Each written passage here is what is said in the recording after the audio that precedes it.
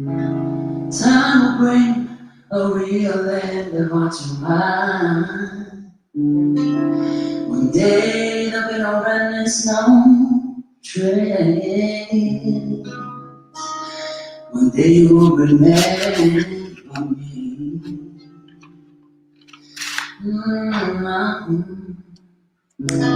Your face will be the reason I smile, but I will not see what I cannot have. I hope you feel the same. Whoa, you played with time, your game was so bad. You tore with my addiction, had to fill up my prescription by melody. I had to set you free.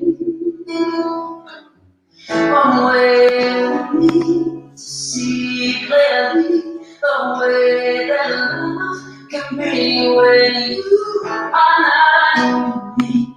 I had to live, I had to live, I had to live.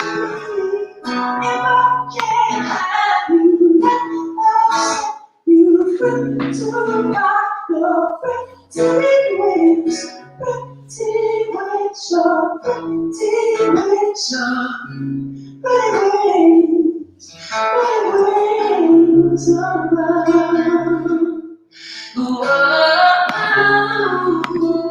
Well, I came wrong, you were right. Just put your love into a lie. Baby, believe me, I'm sorry I told you lies.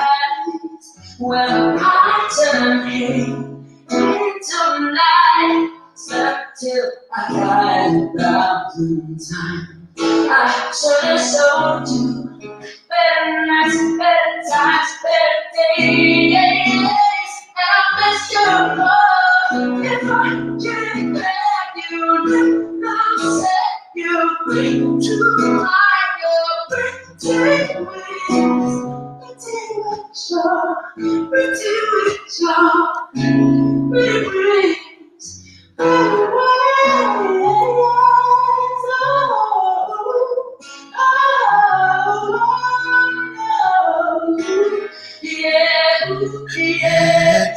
Ooh, yeah, ooh, yeah, yeah.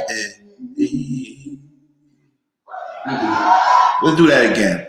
Give everybody the room. What's up, Geronimo? What's poppin'? Truth is never fatal. Poppin'. We're gonna keep it playing, keep it smooth a little bit. Today's a serious topic. Come on, work with me. Work with me. Time will bring a real end of what's your mind. One day there'll be no remnants, no trace. One day you won't remember me.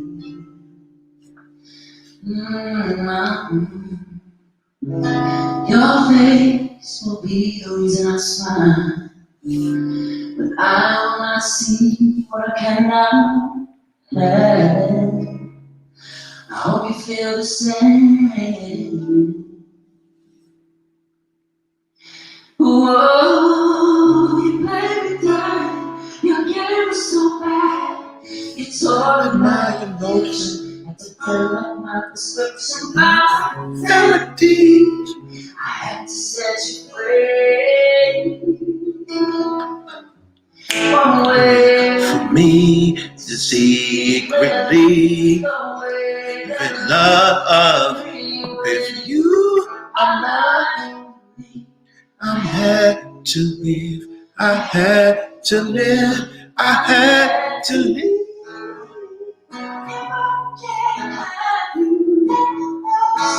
You to rock your pretty wings, pretty wings, your pretty wings, your pretty wings, the love.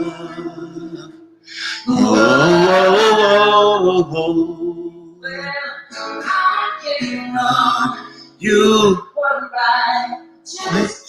to love, into life, baby, please.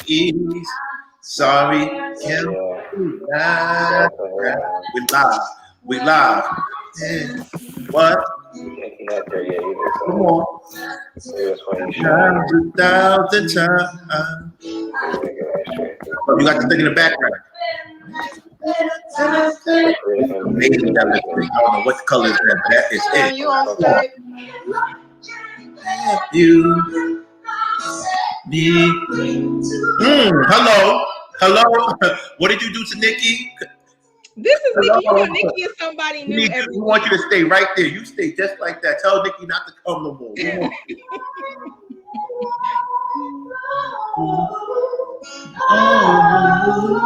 I'm just getting the crowd warmed up a little bit. Okay. Yeah, ooh, yeah, ooh. I see you in a good mood. Huh? You in a good mood. We're gonna play one more time because I don't think enough people's in the room yet. You already live? Been live. Oh, child. We on time because we can't be playing no more. I gotta get to my ducats, my coins. And look, you on time. You look like you've been here. Ready. Hello? Huh? He said, who that? That's what I was saying. What's your name? What's your sign? Can I come from behind? Y'all are doing the most. This is me. Y'all know I switch it up. Oh, yeah. Every couple days. Hello? She came with a boom. And they not with the BS today. Let me tell you, they knew what they was doing. You saw Kim got glowed up. Nikki got glowed up. And listen, when I put this up, it's no disrespect. I want you to look at this picture. There's no disrespect. Look how beautiful her smile is. Look how happy she is. Work with me, people. Who's that? Not the remedies. Happy to be. One way for me to believe that love with you. I had to live. I had to live.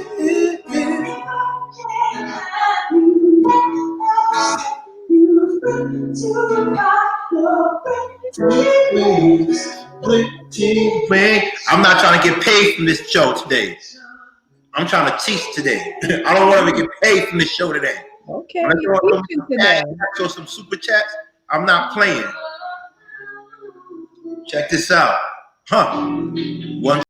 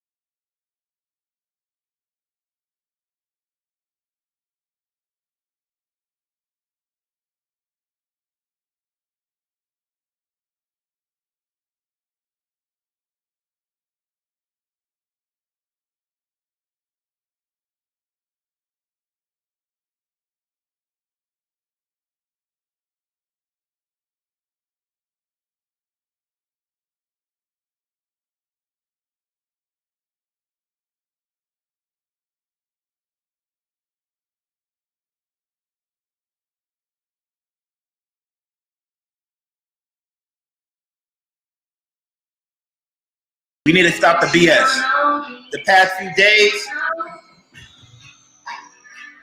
I was in that type of time, but I'm not in that type of time now. Because what happens is, we realize people are fighting bigger issues out there. bigger issues.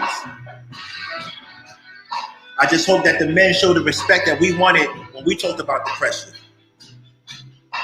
Because we wanted respect from the ladies, they didn't give it to us. So let's show them how to give respect when they give it, when they release their tension and their insecurities. Pick up your shit. Mm-hmm. Do that.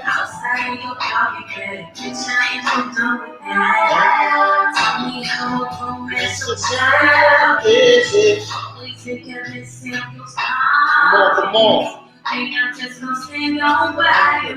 Waste my time. I'm guessing it's gonna be a show today, and it's not gonna be a show that we try to play people.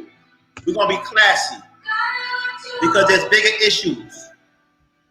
You worry about the wrong things. You worry about the wrong things. Today we're here to save lives. Today we're here to save lives. You right?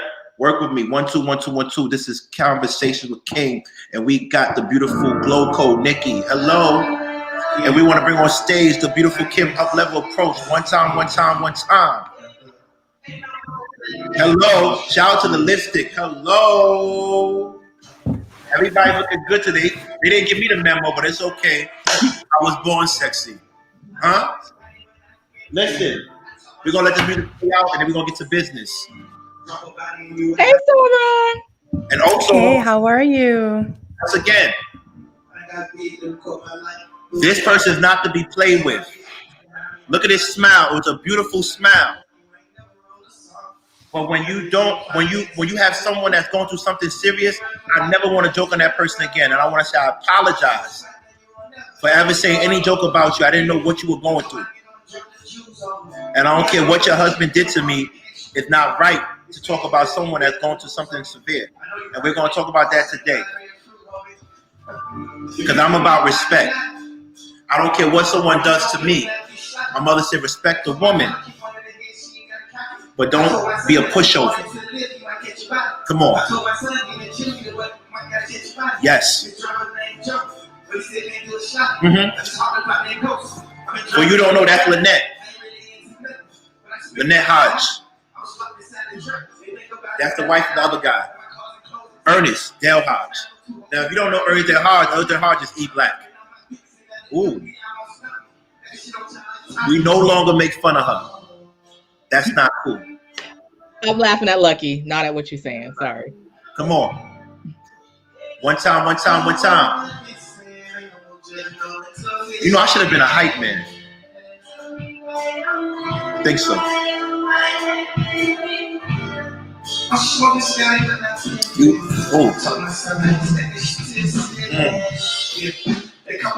It's time to meditate. Get your chakras in order. Because then we're gonna keep it at high altitude. There's only two ways to get through turbulence: it's to go through it and to rise higher, right? We're gonna rise higher today because we understand people are hurting, and when they hurt, they do things they don't know. They do things they don't know the ramifications of. So we're gonna show you how to outclass somebody, how to be up-leveled in your approach, how to blow on somebody and still keep cold. Okay? Amen. Conversations with King, Queen's Court. And I want to say thank you for everybody for coming today.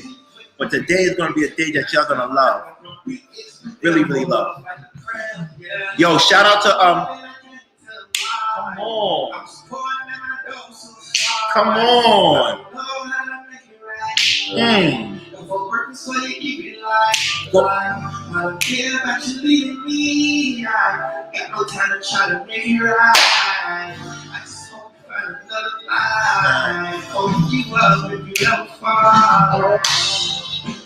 Oh, we getting a shimmy? Okay, I was gonna ask for one, but I thought I would have been doing too much. All right, there it goes. There it goes. That's why I can see why people be mad at me because I'm really that dude. It's all right though. I'm just the blood, like they said. Brooklyn, we in here. Thank you for coming. Conversation with Kings. 31 people in the room. Please get the likes up. Subscribe. Join the membership only. I already put the advertisement, but I'll do it again. Ripple. Please support Ripple. It's gonna be smoke today, but I think it's classy smoke. Today we're sponsoring Peace. This is the flavor that has passion flower and sage. It's called Peace. Please go and get the Ripple code, 50%. To those who love me, support them. If you don't love me, support them. The Ripple King code, 50%. Also, Love and Life, The Lives of Child. Please go and get the book. Don't forsake the book. Go and get this book, and it's not about a white woman. Whatever you heard is not about a white woman. Trust me. Also, with that being said, get my brother's book, Willie Dean, one of the greatest people in the world. Willie Dean's called Love. Is on Amazon. Please support him if you don't support me. Also, please join the members only King's Court for exclusive context and perks. I appreciate you. Also, I'm about to go on a trip for my birthday, and that's going to be the members only King's Court. You know, I'm doing that because I want to give y'all a piece of me, but also I'm going to use it for tax write-off purposes because it's a business trip. Thank you very much. Merchandise. Please support the merchandise. Please. We love you. With that being said, today is going to be a beautiful, beautiful show. The ladies are looking amazing. Ladies, can you say anything before we begin the show? And what's the occasion? I get it. It's my birthday month, March. It's my birthday month. Oh, it's your birthday month too? Yeah, but she's the Aries. It's my birthday month and my mother's birthday month. The Aries, they're stone is diamond. My mother's birthday month. Yeah, so I appreciate that. Tell me what's up. Why y'all looking so good? What's going on before I start this? You know, this beautiful thing we're about to start.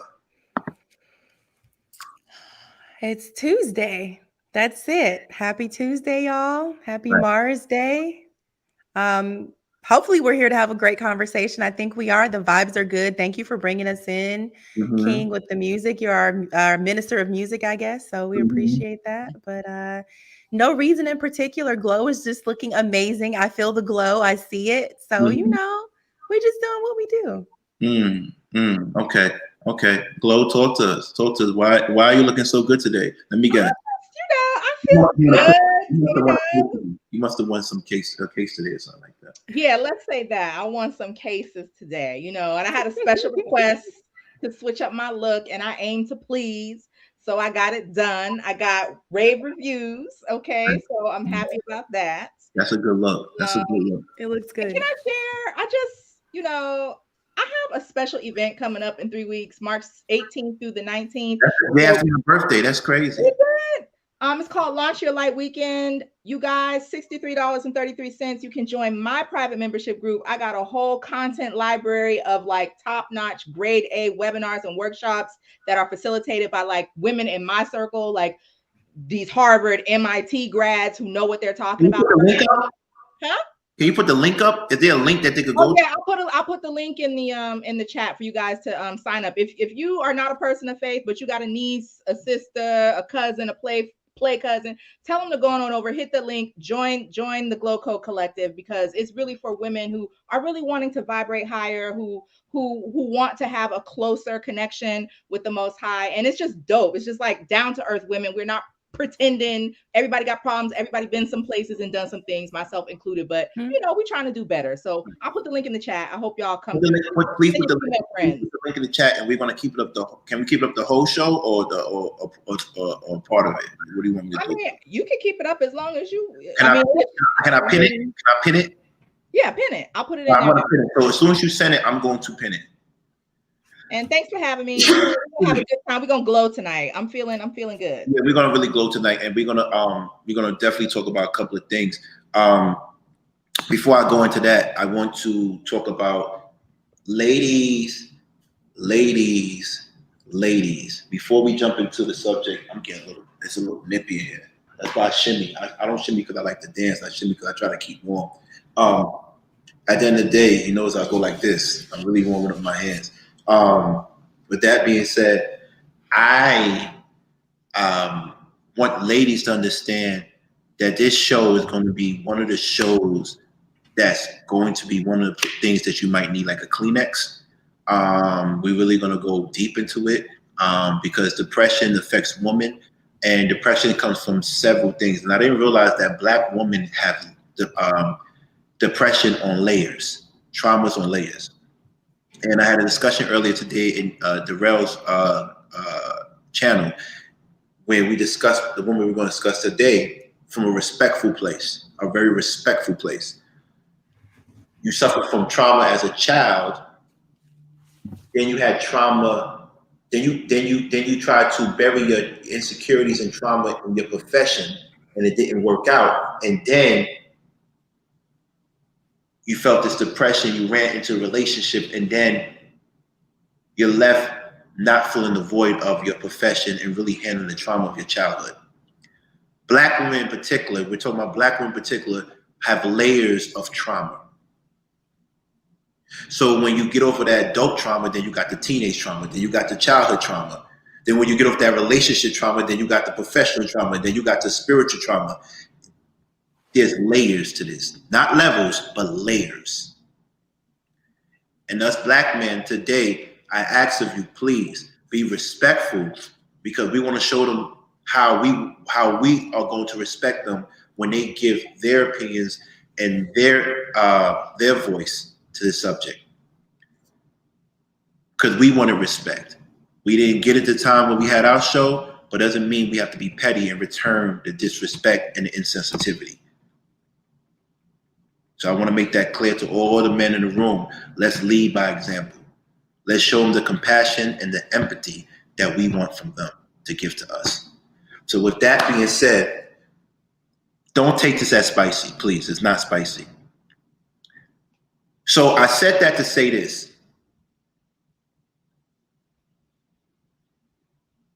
Give me a second, because I don't want to get spicy right now.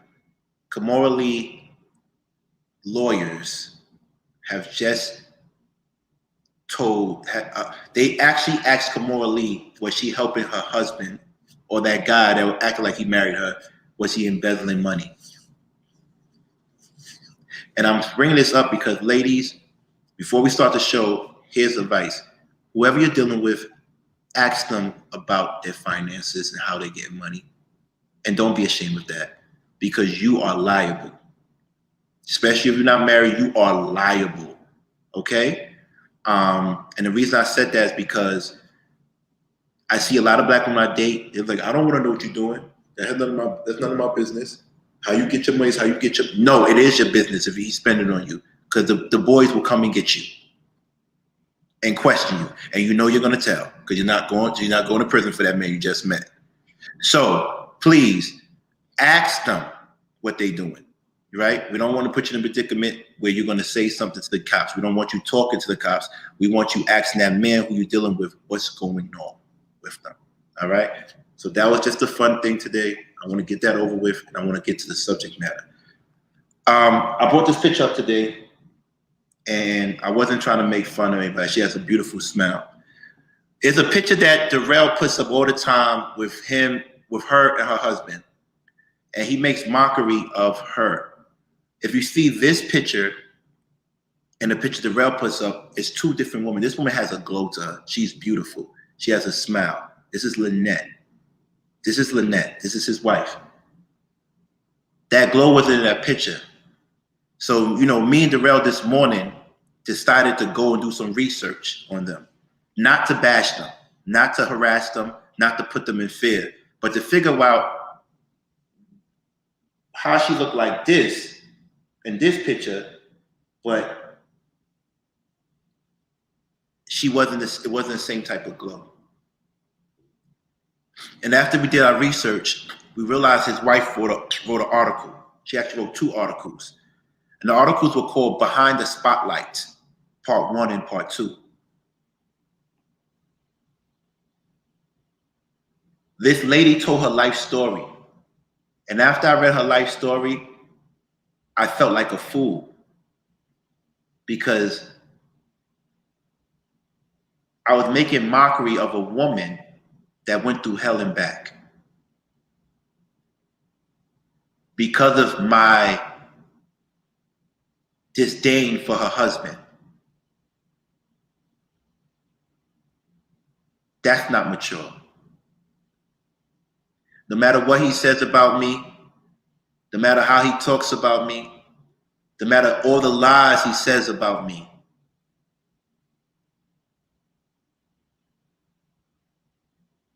it doesn't justify me talking about a woman that went through trauma the way she did.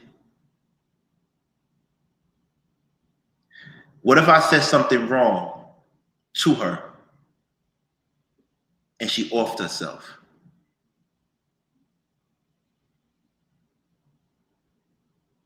We have to be very mindful of how we treat people, how we talk about people, if we don't know what's really going on in their lives. Even someone attacks you, fall back and see why they're attacking you. And I saw why he attacked me.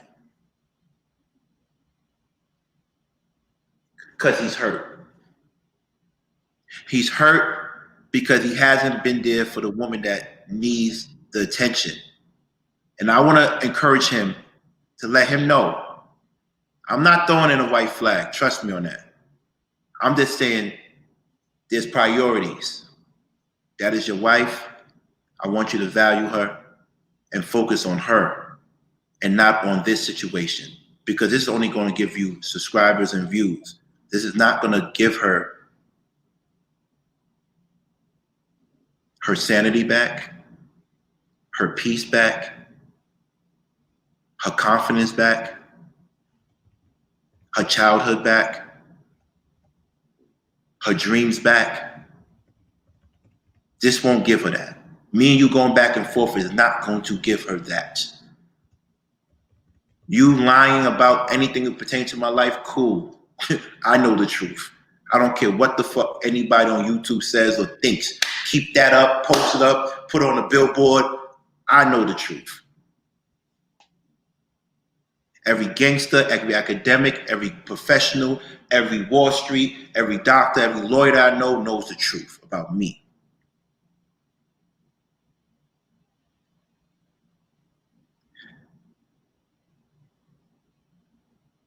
All that time that you dedicated to us, all that 30 for 30 to us should be dedicated to her. Because there's no way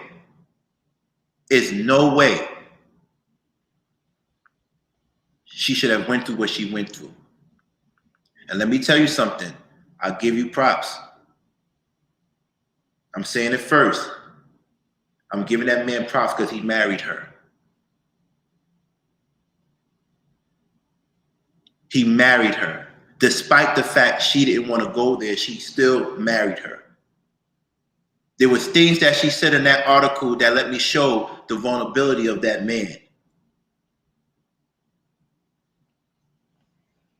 So I want to know where it went wrong. I want to know how you became so vulnerable to the point that you cried when she OD'd on drugs, prescription drugs, to the fact that you want to fight me and you want to go after me and you want to lie about my thing. We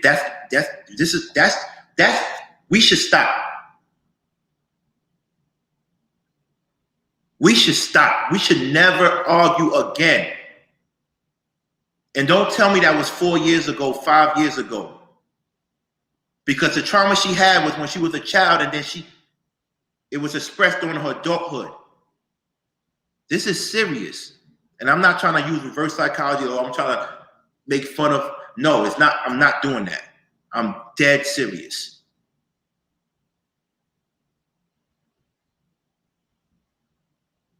Let me show you how serious I am.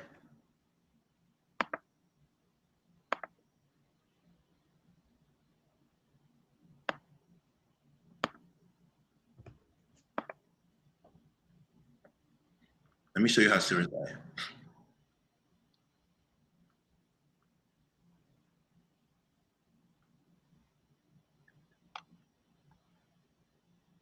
Read with me if you want to.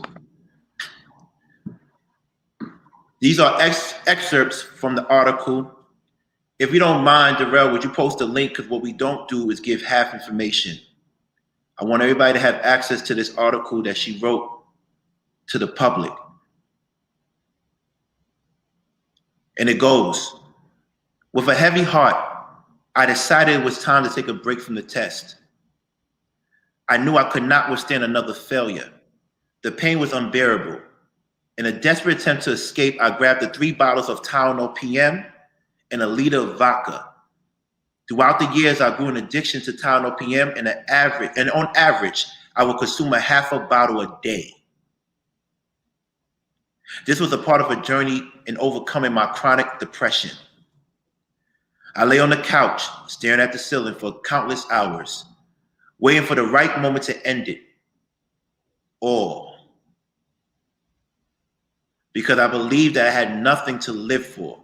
It wasn't for the first time I had felt this way. What is this? Ernest pulled the covers off of me. To find the bottles of Tylenol PM and vodka. In shock, Ernest started to weep and fell to the floor.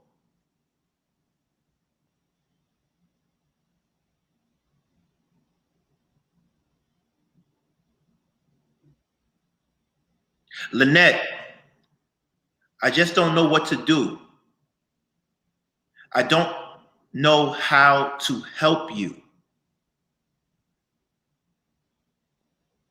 The thought never crossed my mind that if I committed suicide, it would affect Ernest and my friends and family. I felt life crushing down on me, and I didn't know how to pick up the pieces. I was going through a meltdown, something I feared because of the history of my family. My paternal grandmother had suffered several breakdowns and was placed in a mental institution. Likewise, so had my father. You see, this is why I want to apologize to her. This is why Darrell and I are 100% wrong. No matter what the fuck you say about us, you lie about Darrell being a pedo, you lie about me and my paperwork, you lie about everything, I'm not gonna fight you anymore. Because your priorities is fucked up. Your priorities is fucked up. This is a ailment, an illness that's been in her family. It wasn't one time she felt suicidal. It was many times. Lynette Hodge, I am so sorry for ever saying anything about you. I did not know you. I was speaking to defend my honor, my name. But my name is already solidified.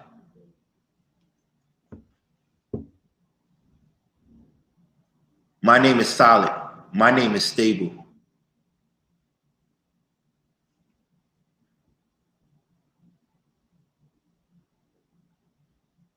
I can't speak for Darrell, but I rest assured he knows what's going on. Let's continue. Hold on.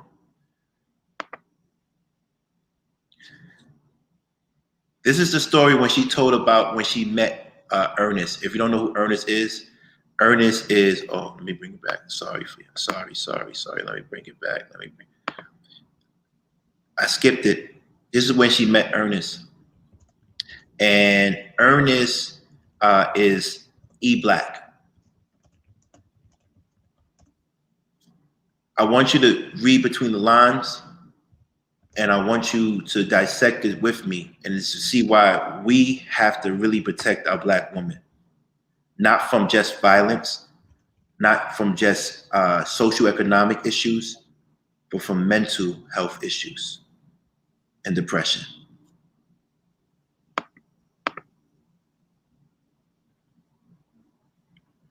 Okay. So with that being said, she goes, yes, I will come. Get the tickets in the moment. In that moment, I made the choice to fly to Texas and reunite with my old flame. Ernest and I met when I was 16 years old. We were raised in the same neighborhood. As a black male, Ernest's goals were to live past the age of 24 and to escape the negative outcomes of black males, death or incarceration.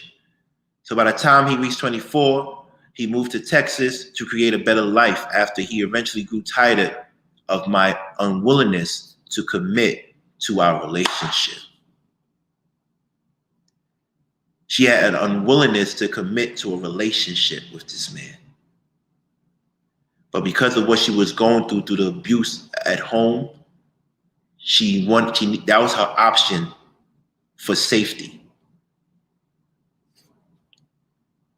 For me, commitment was a disease I did not want to catch. I ran from it because all I knew was instability. And the thought of maintaining a stable relationship was terrifying. When I arrived in Texas, Ernest supported my goal to pass the LSAT. I immediately registered to retake the test, but failed. This time was the score of 143. In college, I have been given extended time to complete my exams and assignments because of a learning disability diagnosis. So without hesitation, I sent documents to the Law School Admissions Council showing that I was diagnosed with a learning disability. However, I was denied after 3 attempts and eventually gave up. And the reason I bring this up is because she took the LSAT several times, like 7 times, and she actually applied for law school 8 to 7 times. In the article, she talks about that she wanted to prove her family wrong. She wanted to go to law school and be a lawyer because her whole life she was being emotionally abused by her family.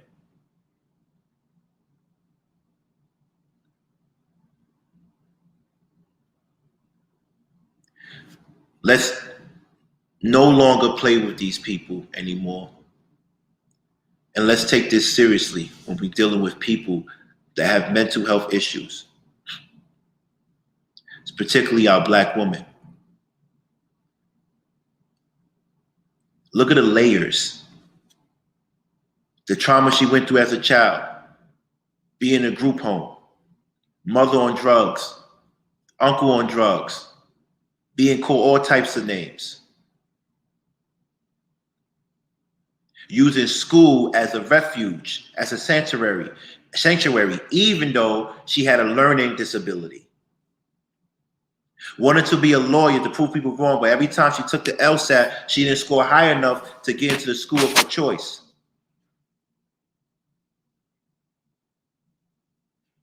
And then she had a man that took a liking to her.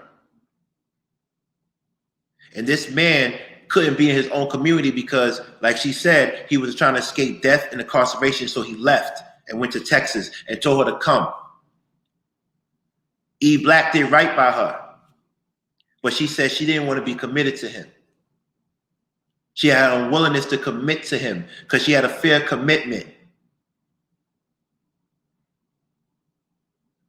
She had a fear of commitment.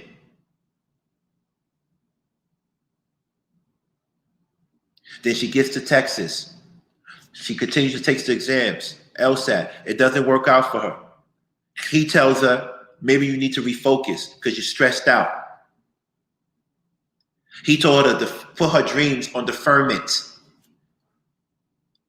He told her to put her dreams on deferment, not knowing that her dreams were a way for her to make amends for her childhood trauma.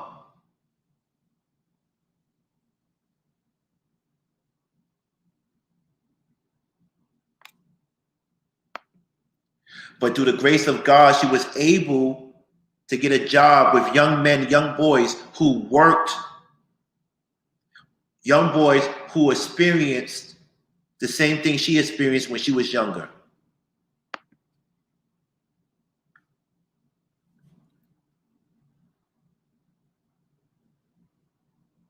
You see how God works? But she's not happy.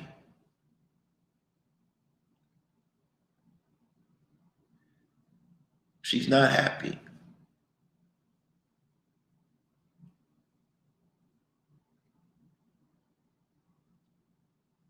So today I offered her time and I said to her,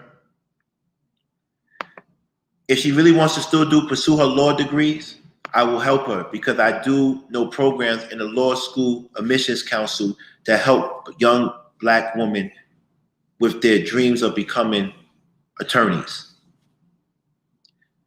Once again, it's called the Law School Admissions Council. When Glo comes in, she could verify this. LSAC.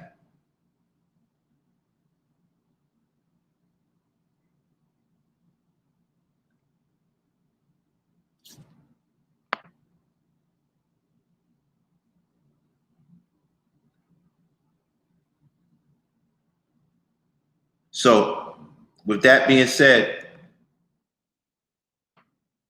I really want to explain to you or show you I'm not on wartime like that with a man that's going through certain things like that.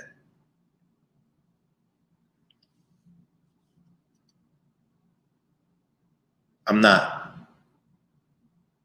I'm not on that type of time. And please handle the trolls because today is a day where I'm dead serious. This is not trying to make fun of somebody. This is not trying to tease somebody. This is really a serious matter.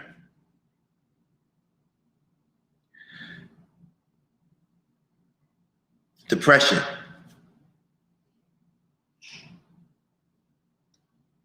Amongst Black women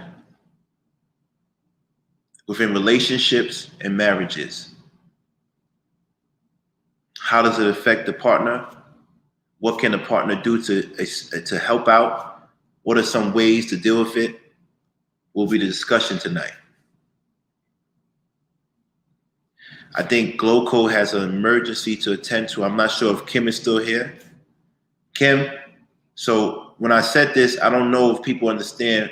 Earlier, I talked about this in Darrell's page and channel, and I was dead serious. I really want to help us. I know that might be like far, like I ain't reached out. It's cool, but I'll put the information to one of you ladies because y'all neutral. Y'all don't have nothing to do with this stupid beef or this stupid internet stuff. We all need someone to run to, someone to talk to. And the thing is, throughout the whole article, 2 articles, therapy was never mentioned. Therapy was never mentioned.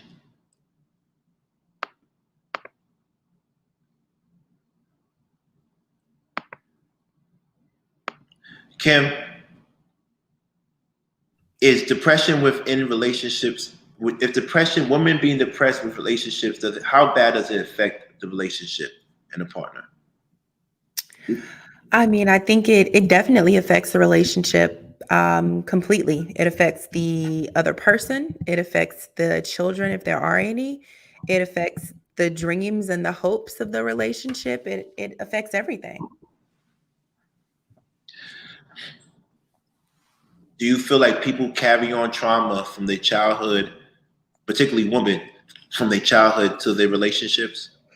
Absolutely. It's absolutely carried unless it's identified and unless there is some, actionable things that happen to keep it from getting to that point. Yeah, it absolutely carries on. For sure. And this is a good question for Nikki as well. Is there ways to identify, for men to identify, hey, my wife is going through something, right? But I don't know what it is. What are some clues? What are some red flags? What are some alerts that we should be looking for as men when our women are going through stuff? Because when you read that article, she's been going through that. And he didn't realize until he pulled the cover off and he saw a whole bunch of empty Tylenol, FPM pills, bottles, and a liter of vodka. What are certain things before it gets to that point? What do we do? How do we figure it out?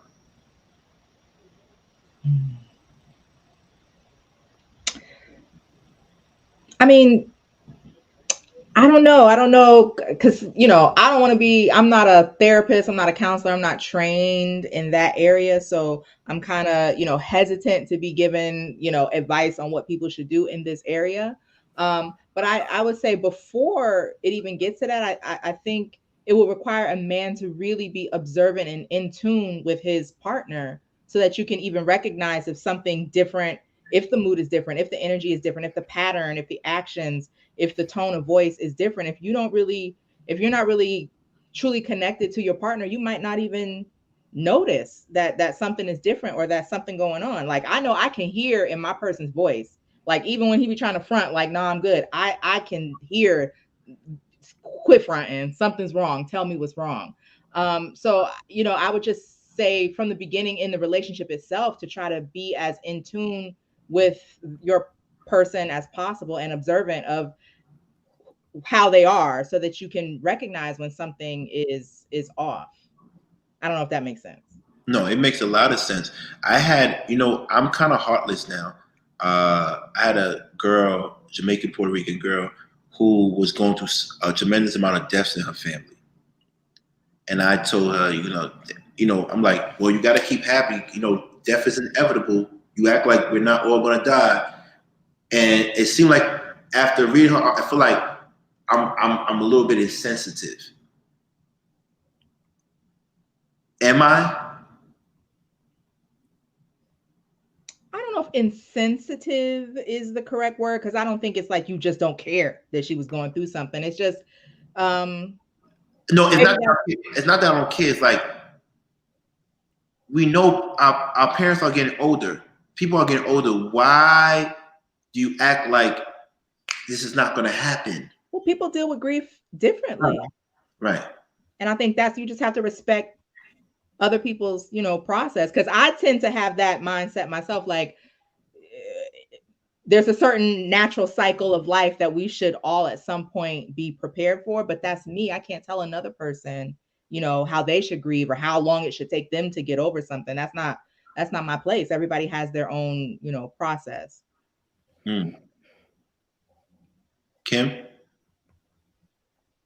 I mean, I agree. I think that grieving comes in different ways. It can come in waves. I mean, depending on what it is that a person's grieving, sometimes you never really have grieved something. Like, you just, certain things in life you never get over. You just learn to live with the fact that it's happened, but you don't get over it. So, I mean, I think that there is a level of compassion and empathy that we have to have for people, because we kind of experience loss and experience those things in different ways. Right. And death, like physical, actual death, is not the only thing that people grieve. You can be grieving like the loss of an opportunity, the loss of a relationship, the loss of a business. There are people who go through stages of grief similar to death when they have some other type of loss that I think we could be sensitive and compassionate, empathetic about as well. Okay.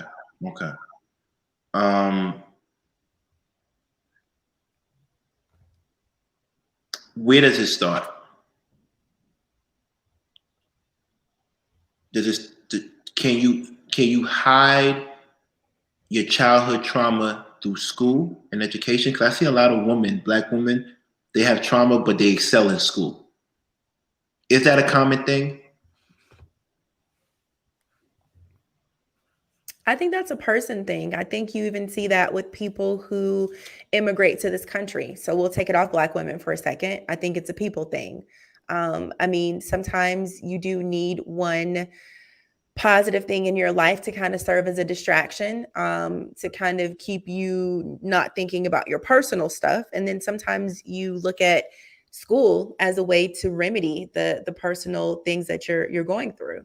So, right. I mean, it could be a myriad of different things. I don't think it's Black women specific. Okay.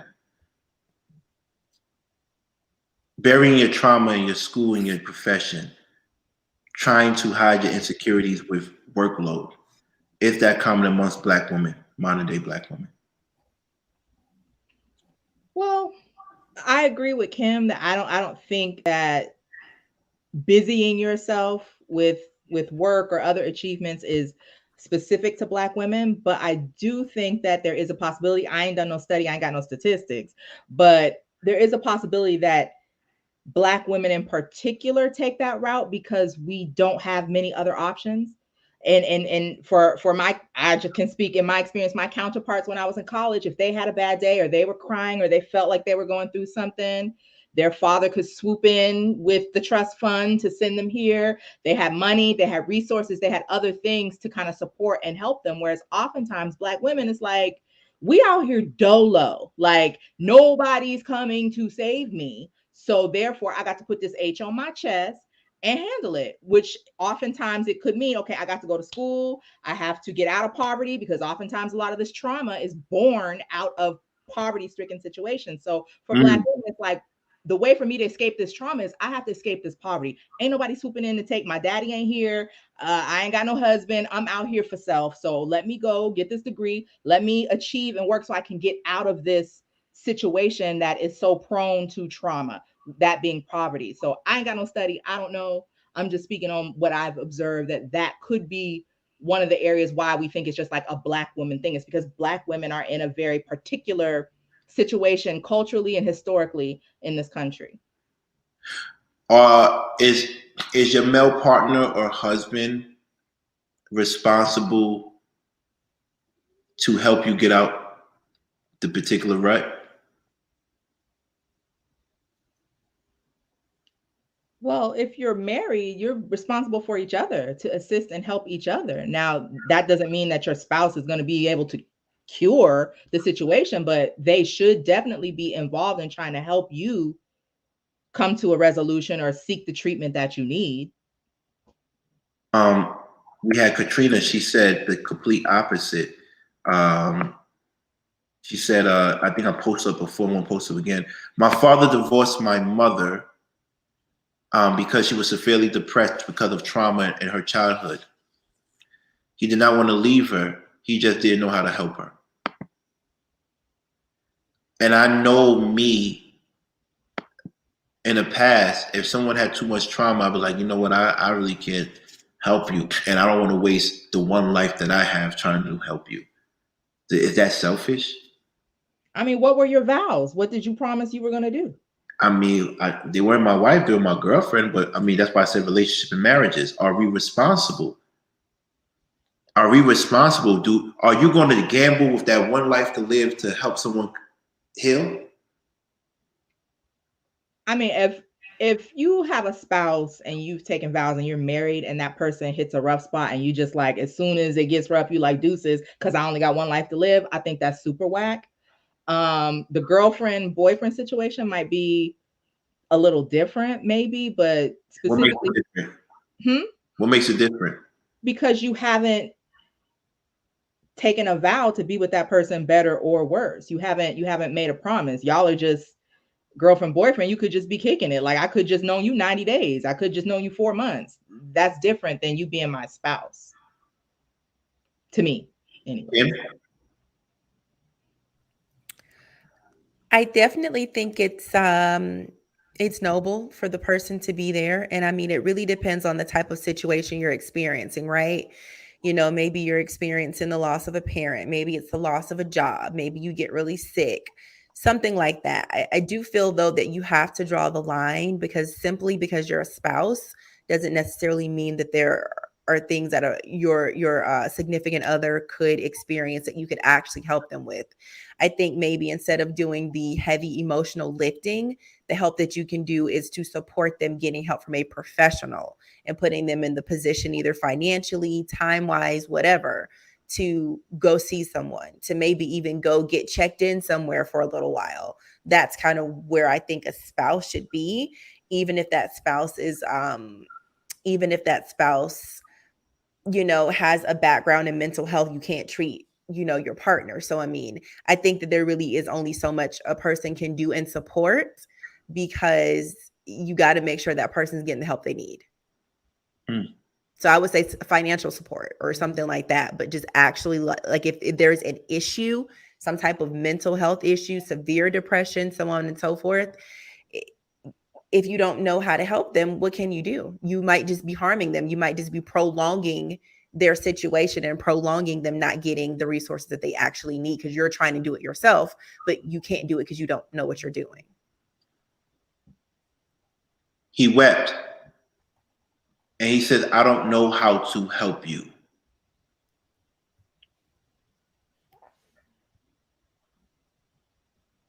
Can you give me 3 steps of how you will individually will want a man to help you when you're going through an emotional rut? These are personalized things, if you don't mind, because women are not monoliths, right?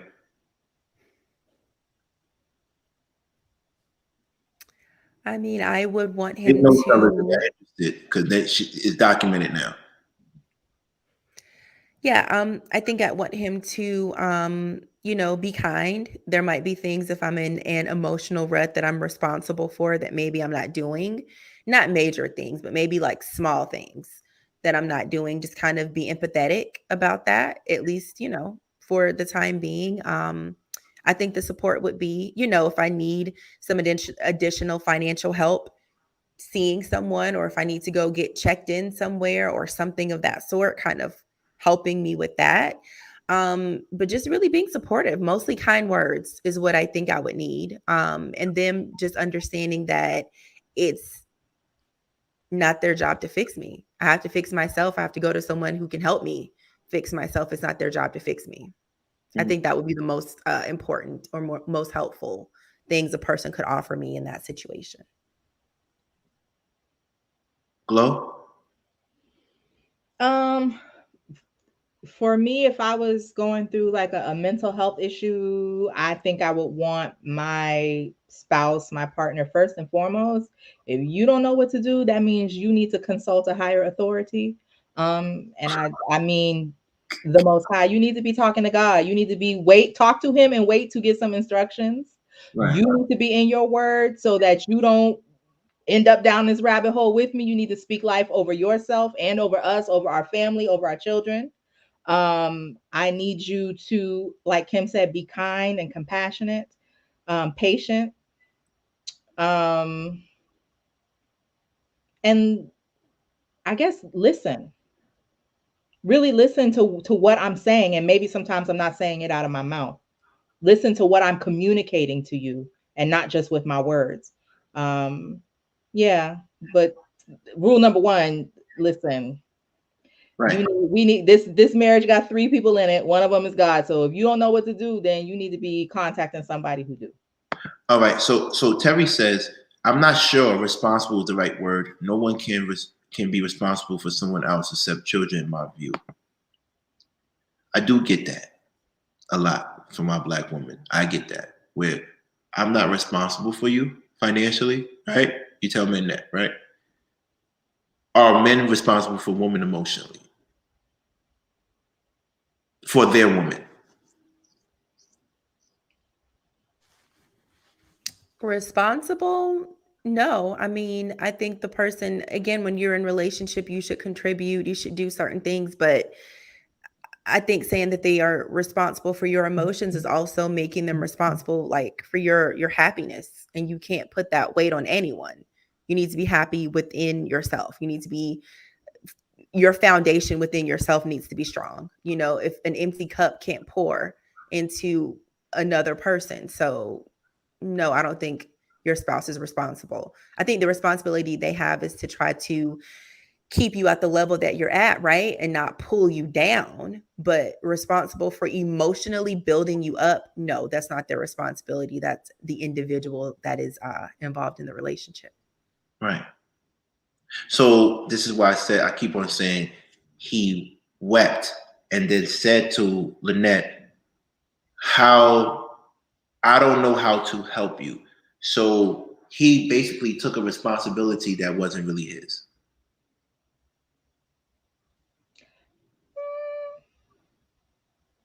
I wouldn't agree with that.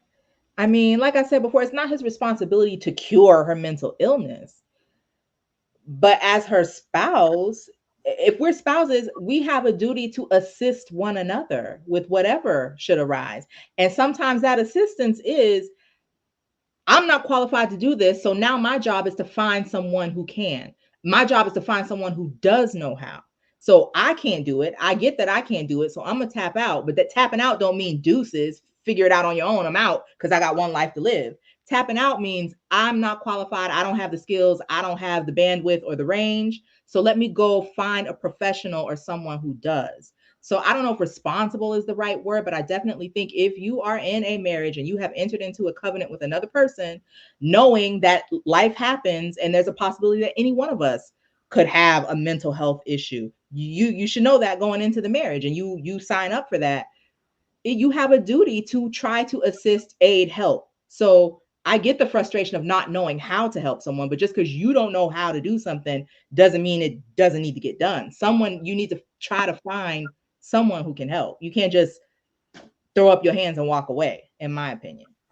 Okay. But if I can add, I think like the bigger issue and probably the most frustrating one is that even when you're in that situation, the person who is having the crisis, they have to want help, and they have to understand that there's a crisis to begin with. And sometimes there are instances where that's just not the case. And so I think that's even more disheartening. But it's like, even when you're in that situation, like, what can you do? You can't do much, because that person has to actually want to do something. I mean, of course, there is a way that you could have somebody committed, but there are certain things that have to kind of happen before that and after, and that's kind of left for extreme cases. But if somebody's just kind of having a hard time, there really is no helping them until they want the help. Katrina says, my dad felt that being my mother's friend was better than to be her husband because there was things he wanted to do in his marriage that included both of them, but my mother was consumed with her past. Katrina, you was writing stuff earlier that I didn't highlight, and I feel like you came here because you have a story to tell. That's real. That's real. That's real. To forsake the duty of being someone's husband because she needs a friend.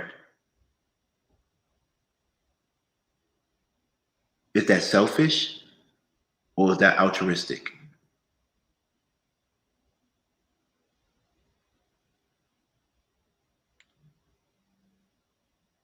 I mean, I don't know. I'm confused about your question, because in my mind, my husband is my friend. Yeah, but she clearly said he didn't want he wanted to do things as a couple, but she was not there yet. So I'm just gonna be a friend. Was he being selfish or was he being altruistic, Kim? I mean, that's a little strange. Again, I don't want to pass judgment. I don't know her story. I don't want to talk about her parents. But I mean,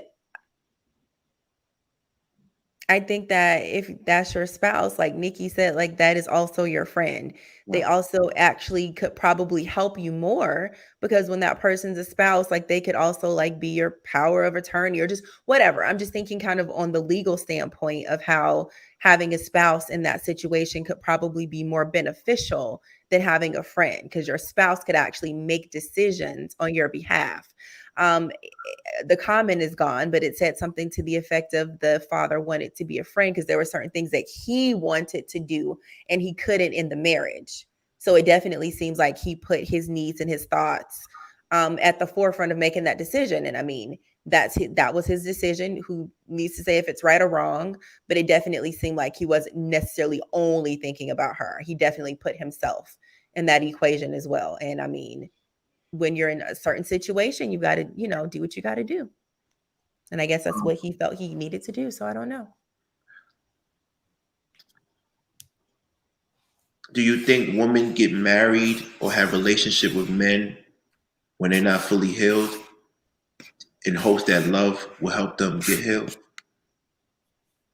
Do you think that we make our part? Do you think Black women make their partners their therapists?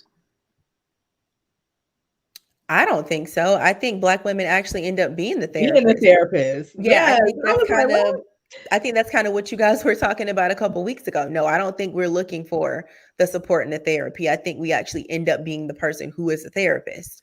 But something you said was really interesting. You said something about being fully healed. I don't necessarily know if I even believe in that as a concept of being fully healed from something. I think that you can be out of it enough to where if it's a trigger, you know how to handle it, or maybe it doesn't trigger you as much as it used to, or maybe it's, I don't know, something you can manage.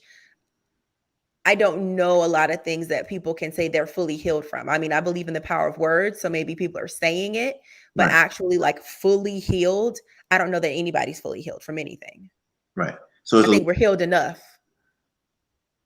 So how it's healed enough? So it's an ongoing thing.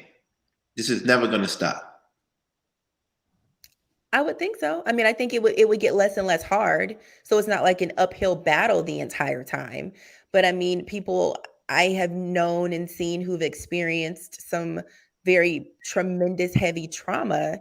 Again, they know how to manage it, but I don't think any of them would be like, "Oh, I'm totally over that. Psh, I'm healed." You know, people say it, but it's not true. I don't think. Wow. It's crazy to me because by reading that article, and I only gave excerpts, I didn't leave anything out. You can always go and look at it. I see a runner. I see someone that is looking for solace. Someone is looking for peace, and someone that felt a level of depression because they didn't accomplish their goals. So my question to you two, because y'all are two professional women, and you went to law school, Glo, and it's extremely difficult to get in and to matriculate to school and to graduate from law school. If you didn't graduate, would you have felt depressed? Kim, if you didn't accomplish your personal goals, would you have felt depressed? Yeah, no, absolutely. And I think a lot of the hardship that I have experienced. No, I'm sorry. I'm just thinking about if I had taken out these loans and never graduated, like depressed is not even the word strong right? enough a word. Her face was like, yo. Like, I'm sorry. Proceed, Kim. I'm sorry. Just the thought of like having a whole mortgage and no degree. That was crazy for me. Overwhelming. That's why I graduated. I graduated because I could if I'm gonna be in debt, I gotta be an educated in debt motherfucker. You feel me? That's what I can't. Right. All right, go ahead. I'm sorry. No, you're good. Yeah. So I mean, I definitely think not meeting goals makes you depressed. I think that goal, my professional goals in particular, but I mean, it's all kinds of stuff that I want to do and I haven't done, or things that I can attempt to do or start to do and I hit a snag. And yeah, it definitely causes depression. I mean, because you want what you want, you plan your goals, you plan your life, you know, your outcomes based on how those goals are going to go. And then if you don't necessarily reach them or reach them in the way you think you should, that can absolutely cause depression, for sure. Wow. And can I just add one thing? Sorry. Just, just as a little caveat, for those who go to law school, there's even more pressure, because just because you graduate from law school doesn't make you a lawyer. You can graduate from law school with flying colors. If you do not pass the bar exam, you are not a lawyer, and it is unethical for you to call yourself a lawyer. You cannot practice law. You basically are a paralegal with a law degree and a mortgage. Wait. I feel someone stunting. I feel like I'm just saying. Somebody eliminate the point of access into that profession, because it is true what you're saying. A lot of people have to take the bar exam 2 or 3 times. A lot of success. Robert F. Kennedy JF Kennedy actually took the bar. And that's why people take it over and over. That's why they don't quit, because basically your law degree is not, it's like, for what? You're not a paralegal, but you're an esquire. If you don't have the bar, you're an esquire. Technically, you're an esquire. Not even that.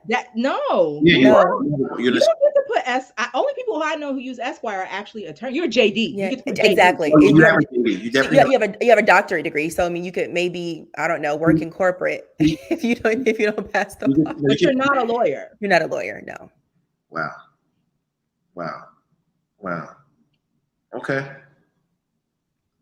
All right. I stand corrected. You're 100% right. But with that being said, that's what I'm saying to you. Is like, to me, it's a little bit scary that particularly Black women, and you said it before, no one's coming to save you. No one's come to rescue you. So I see when black women, they go harder than most, or their black male counterparts for their profession and their education. But it seems like they always have to sacrifice something. You got the black women that pursue a man in a relationship, but they sacrifice their professional career and goals. If you listen to Lynette Hodge's story, it went from wanting to be a professional, then she says, "I'm happy being a wife, a family woman, and blah blah blah, having be the mother of Kourt." But in back of her mind, she said, it helped me get over my, not being able to be a lawyer because I have this now. Other women choose the profession and sacrifice their personal relationships. Those two things can lead to depression. If they're balanced, that black women can achieve, so they don't go into depression. They don't go into this dark place of not accomplishing their goals. And this is not gender specific, but we're talking about black women right now. I mean, I think there definitely is a way to do it. I think you can have it all. You just can't have it all at the same time. Oof. So I've seen people break things out. They maybe have the kids first. Then when their kids go to elementary school, then they go to college, or maybe they go to college first. And then I think it's just all different kinds of ways that you can do it. I think you can accomplish the goals, and I don't think that you have to sacrifice unless you want to. I mean, there are some people who go hard after college and they get a career and they're like, I don't really like this. I'm gonna go have some babies now. I mean, you kind of don't know what it's going to bring and offer until you're in the situation. But I mean, I definitely think that you can. I at one point in time had a pretty good balance where I was able to have a family, have a career, different things like that. So, I mean, it's possible. You do have to have a certain amount of support and certain things, certain infrastructure in place, but you can do it. And I mean, honestly, I think some of the things that we don't have in life, there's going to be a tiny little bit of, I don't want to call it depression, but it's just going to be a fear of missing out. It doesn't matter what it is. Sometimes you hear the married people lament on what it was like to be single. The single people want to be married. The childless people want kids. The kids with kids don't want their kids. So, I mean, I think that's human nature to kind of wonder about the path that you didn't travel. But I think there has to be some level of gratitude in your path, some level of contentment, and then some level of strategy and a plan to get to the place that you want to be. Right. Glow? The question was, what can black women do to not slip into depression? Was that the general? Keep that balance, because it seems like every time you make a choice, another part of your life sacrifice it. You have to sacrifice another part of your life. If you choose professional school, personal life gets sacrificed. If you choose personal life and romance, professional life gets sacrificed. Like we saw in the article, she wanted to do the law school thing. It wasn't working out for her. So she decided to focus on her husband. Right. Right? It's like, why can't you have both? Or why can't you be happy with having one? I would agree with Kim about just not being able to have everything all at the same time. But I think an important part would be to have a partner who understands the importance of sacrifice too. To have a partner who understands, okay, you go to school first, I'm gonna stay home. But then when I get mine, then I'm gonna stay and then you go. Someone who's willing to pass that baton with you, right, and make some sacrifices on their behalf, the same as you are, so that in the end, everybody can kind of like get what they want. And then also, I think just our culture is not conducive to mental health, period. Like, the way that we live, where many of us are spread out, we live away from our families, 3,000 miles away, 2,000 miles away, where there was a time where you really did have a village. So if you were stressed out, you could take your kids and drop them off at aunties or at cousins. You had, like you said, the infrastructure that was kind of like, in some cultures, like the built-in mental health system is the extended family. Right. And we used to have that in our culture, and we don't anymore. It's kind of broken down. We've kind of taking on kind of the lifestyle or the culture of other people that is not conducive to our spiritual or mental health. And I think that is one of the issues that we don't really talk about that much, is just the way we live, and our culture itself kind of is a breeding ground for mental illness, in my opinion. Right. But, step back.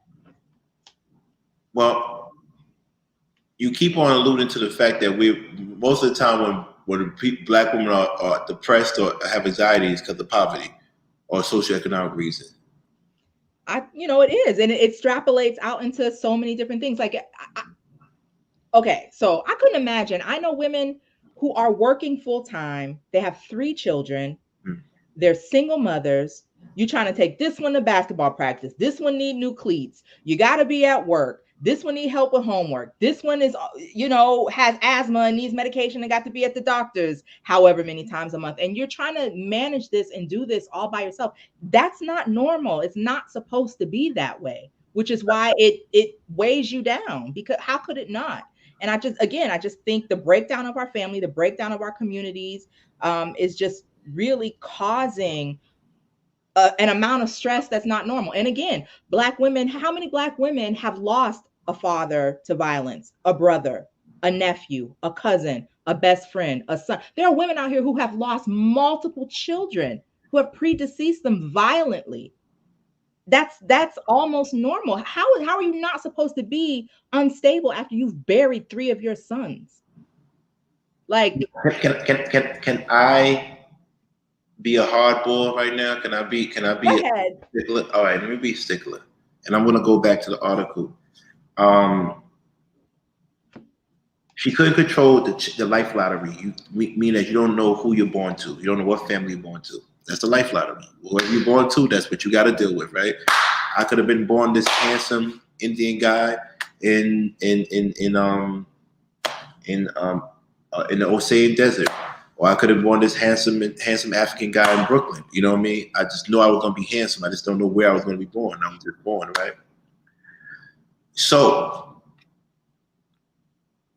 she couldn't control that. But what she could control is how she responded to it. And she responded to proving everybody wrong by going to get her law degree. After she was unsuccessful, she kept on going and going and going till she did it 8 times. She used the word she failed the LSAT. You can't fail the LSAT. You only can get a score that's not good enough for the school you want to go to or attend. So I was trying to work with it. I was like, fail the essay. How did you fail? So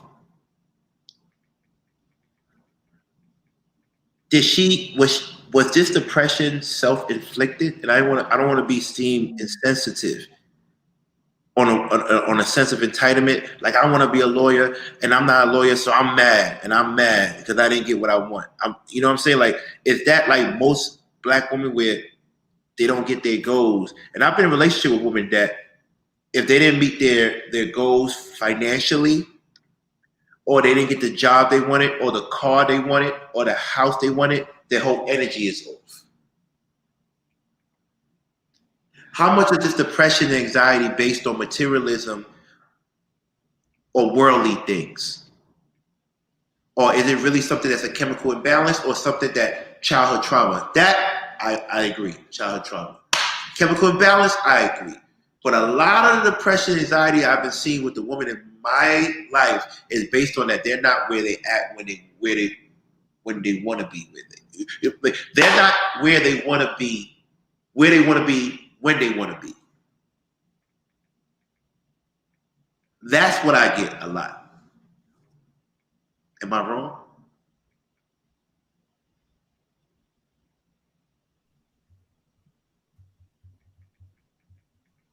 I'm thinking. I'm telling you, it's not based on childhood trauma. It's not based on chemical. It's based on, I wanted a Benz at 35, or I wanted a house, or all my girls got a house. I don't got it. I'm depressed.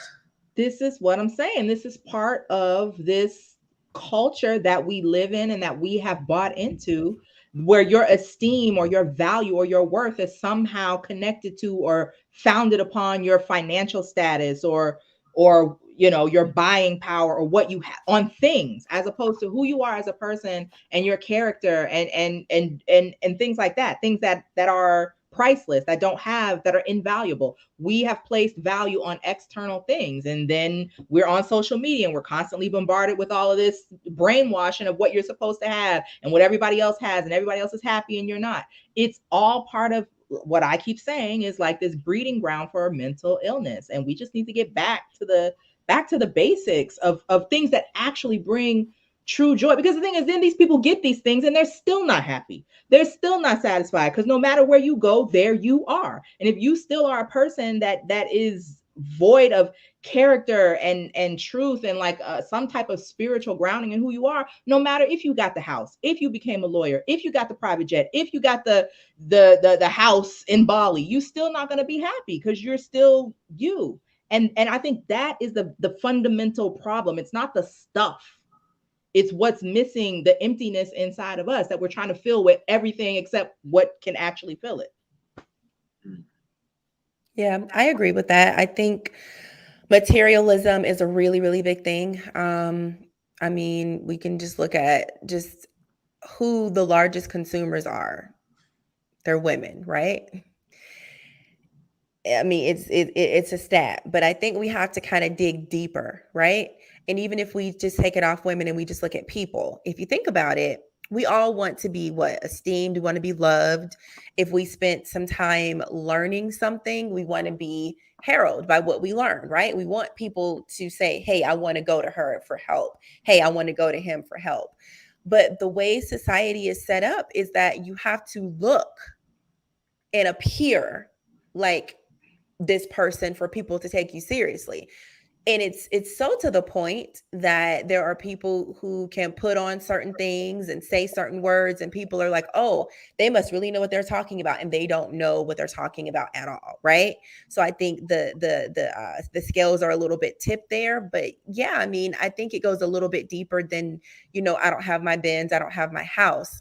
There is a sense of worthiness that's attached to those things. It's like, I've worked hard, I've done the things that these other people have done. Why don't I have the reward? Because like Nikki said, I do think we have to get back to basics, because I think that we all define success in the same way. And if we could actually embrace the true definition of success and like embrace what we think it is, I think people can kind of break away from some of those systems. But I mean, we're so far gone from doing that. And I mean, I don't really think social media helps. I don't think a lot of things that we're kind of indulging in really help. I mean, I think even some trends on social media are dictating the cadence of relationships. He don't love you if he don't buy you a Birkin. And if you guys don't go out of the country every quarter or every other month, then he doesn't love you. And if she doesn't have a 24-inch waist and a 64-inch butt, she's not fine. I mean, it's just all kinds of stuff that is just, I'm being facetious, but for real, like, girl, they out here looking crazy. Crazy. Very judgmental. Stop. Crazy. Out here looking wild. Very judgmental. Are not supposed to look like cartoons. I'm sorry. At all. Very judgmental. Looks like an ant standing up. That's what you like. I'm telling you. No, very judgmental. But I was just going to say, I think we're kind of off, and I think we have to get back to finding things that we value about ourselves without the stuff. And just really building our definition of success on some things that we can't buy. Well, it's funny because women do get depressed. Women are emotional. Women are natural empaths. Women are people that feel others. But it's problematic to me, because I don't know. I feel like I'm the only person that realizes that we have one life to live. Everybody wants to wait. Oh, let's wait till next week. Let's give it a few more. I hate that. Like, do you know that you get one time? Like, I'm going to be 42 March 17th. I have 18 years of possibly able to use my penis, and you want me to slow down? At 60, I might not be able to get an erection the way I want to, right? So, and I'm not just trying to be joke, but like, you have to embrace life. At 60, I might not be functional to climb the Great Wall of China. I went to the Great Wall of China. It's like different towers, and it's like exhausting. I'm talking about, it's probably one of the best workouts you might ever get. Even going through the pyramids of Egypt, I came out soaked in sweat. Imagine me doing that in the 60s or in my 60s or not doing it at all.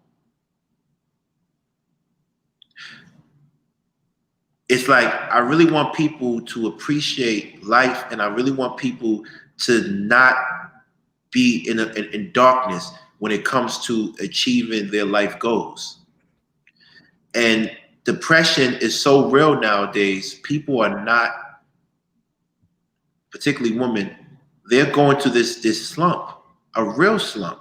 And everything you said, Nikki, half of the things that you described, people do that to themselves. You said, imagine having 3 kids, a single mom, doing this. She didn't do it by herself. Now, She didn't do it by herself, but she had a choice in it, right? And you know, men, like I said, when men leave a woman with kids and have kids with women, men can leave it. We don't have to bear that burden. Do you know a woman's professional trajectory goes back 5 years when she has a kid? So I'm not trying to point blame, but you carry the burden. Exactly. We carry a lot of burdens, which is why this is why you have to most people aren't mentally ill, to tell you the truth. I think it's something like half a miracle that most of us aren't out here crazy. Do you think everybody's crazy? Do you think everybody has a level? I shouldn't say crazy. I take it back. I'm sorry. Yeah, out here with mental health issues. Right. Do you think a lot of people have mental health issues? Or is it over sensationalized? It's under sensationalized. Oh shit. Explain. I mean, I do think mental health is a spectrum. And so everyone is not on the spectrum of needing medication or maybe needing intervention. But I do think it's probably more people who probably need some pretty aggressive therapy, maybe even more people who need to be on medication that are not. And I think because of the stigma behind it, especially the stigma in the Black community, people are not getting the help they need. I mean, I feel like if everyone were to get the help they needed to get, like it's a shortage of therapists right now. Like, so many more people would have to go into the field, psychiatrists as well, because they're the ones that actually prescribe medication. So we need more of those as well. I just think we need so many more people to really fully help everyone, but we're all on the spectrum. Where you fall is kind of where you fall. But I really think that not only does more attention need to be brought to it, but like, it just needs to be taken seriously. Because I think people talk about therapy now, but are people actually going, is my question. We talk about medication being readily available, but are people actually getting on it and taking it, is really my question again. King, can I just say, I don't know, somebody love understanding in the chat, I don't know, I just want to say, I'm not here dissecting anyone. I don't know that woman. I actually didn't know that we were talking about that woman tonight. We're talking about depression in general. So whatever statements I'm making, I'm not talking about that woman. I have compassion and prayer for everybody. I'm talking about women in general. So yes, we're making general statements. I have no parts of that. We're not talking about her. They definitely, but that's what I'm saying. You can't mind that, because if you read it, she says that's a congresswoman. This is what I'm saying. You can't mind that. It's just fair tactics. She said that's a congresswoman. You just got yourself in a pickle through King's deceptive ways. That's what the person said. Anybody that says you got yourself in a pickle is dangerous. Leave them alone, please. Leave them alone. This is why you got to be mindful of what people say. He said, I got y'all in a pickle. I'm sorry for getting y'all in a pickle. Kim is funny. With that being said, you know, they're not a part of anything, and I wasn't making fun of her. I actually apologized to his wife earlier because of the statements I made yesterday saying that she looked old. But even though people agreed with me, it wasn't right. At the end of the day, she doesn't look. It doesn't matter how she looks. It's about how you feeling. How are you? Are you okay? And that's the most important thing. And that's the thing we need to take away from this. We need to take away the fact that we are not asking our black women how they feeling. When's the last time you men asked a black woman how are they feeling?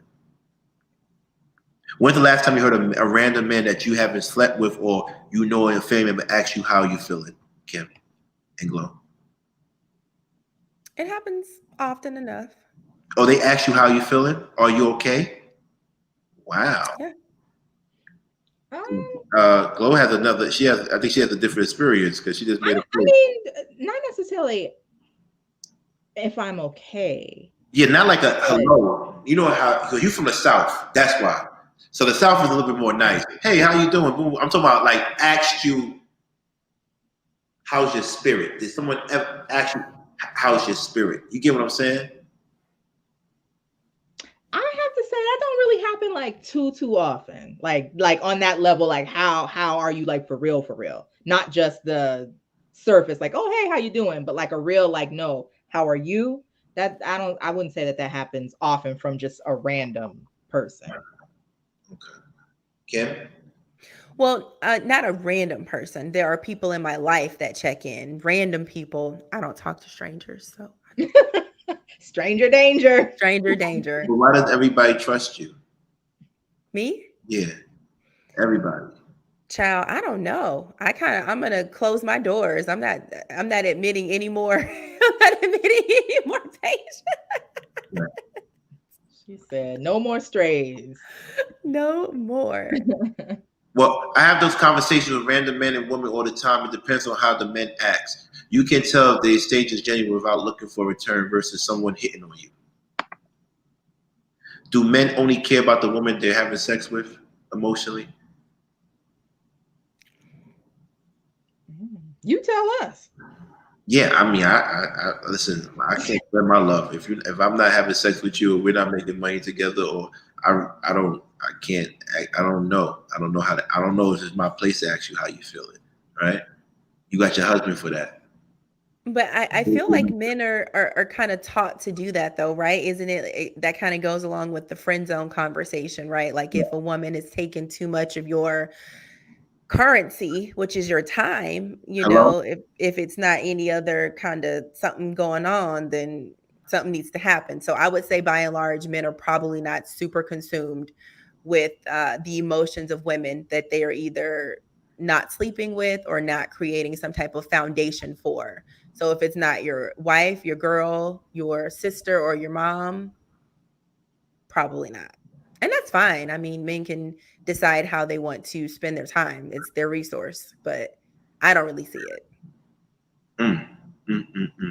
So, in regards to women and the dynamics within a relationship, is therapy important before you actually commit to a person?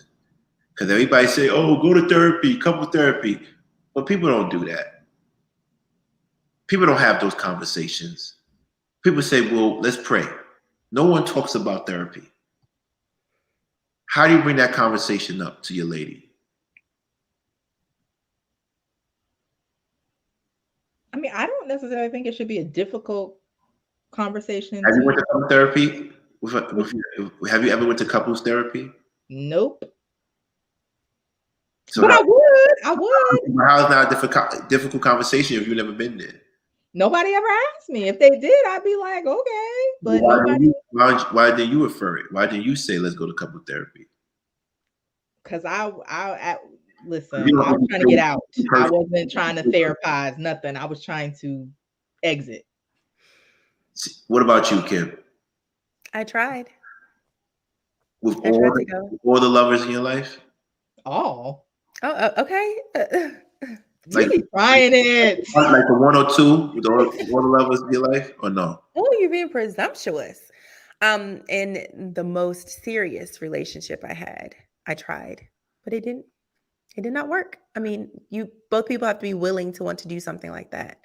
And so both people are not willing, then no. But going forward, I think it's a great idea. I think people who are dating should go to therapy. I think people who are getting coffee and getting ice cream should go and hit up the therapist afterwards. I mean, I think it's just good to learn how to communicate with the person that you are in relationship with.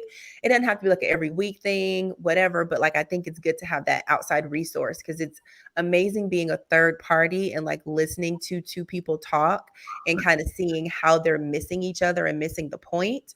So I think kind of implementing that support early in a relationship, I don't think it would be a hindrance, only a benefit. It's funny because the undertone that I get from you is that y'all look at therapy after the fact, and I'm talking about therapy before y'all even like that was my example. I just said people who are dating. That was literally my example. Even before you start thinking about marriage, like if you're like, I want to be with you, let's spend some time together, then that needs to include, let's get in front of somebody and talk. A counselor, a therapist, some other third party that can help give you tools on how to communicate and that can break down some of the breakdowns that you're having in communication. Yeah, no, I'm not talking about after the fact. I'm a very proactive person. But to that person's point, both people have to be on board, because if not, it's going to be useless. But Nikki said, at that time, I'm trying to leave the relationship. When I asked her, that means you wasn't considering therapy until shit was hitting the fan. Listen, and my how does someone take you to therapy when everything is going good and you taking pictures with hands on your Instagram? Child, listen, you're right. This time, this go around, I should probably get myself to somebody's couch quick, just to make sure. Third time's a charm. Okay. Oh, okay. God. That sounds serious. Right? Huh? That sounds serious. Yeah. Y'all see this glow, don't you? I mean, I'm just saying. We know where it's coming from, girl. I'm just saying. People talk about marriage a little bit too premature. Like I'm halfway lightweight kidding, but I see what you're saying. Like it's one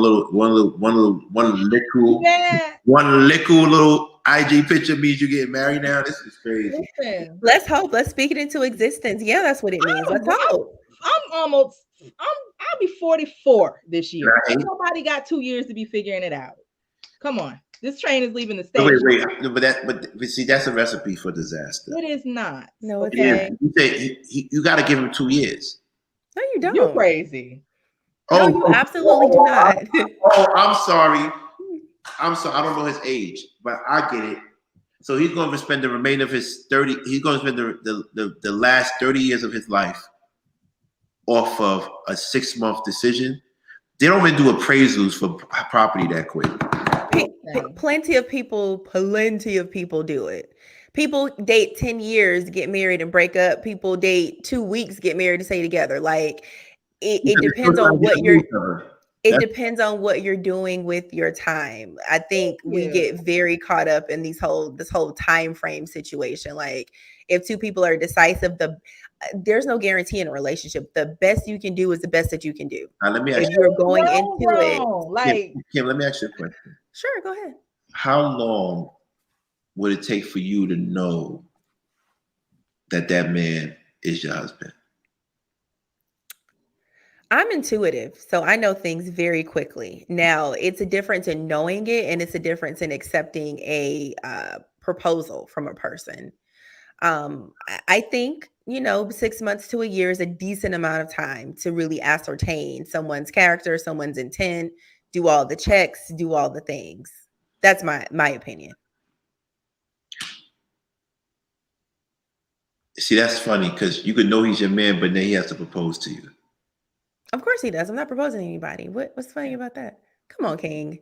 Don't do us like that. Come on. Now see, he always trying to get some started. He just instigating. Being obtuse on purpose. No, I'm not. I'm just trying to figure this out. Like I'm trying to figure out.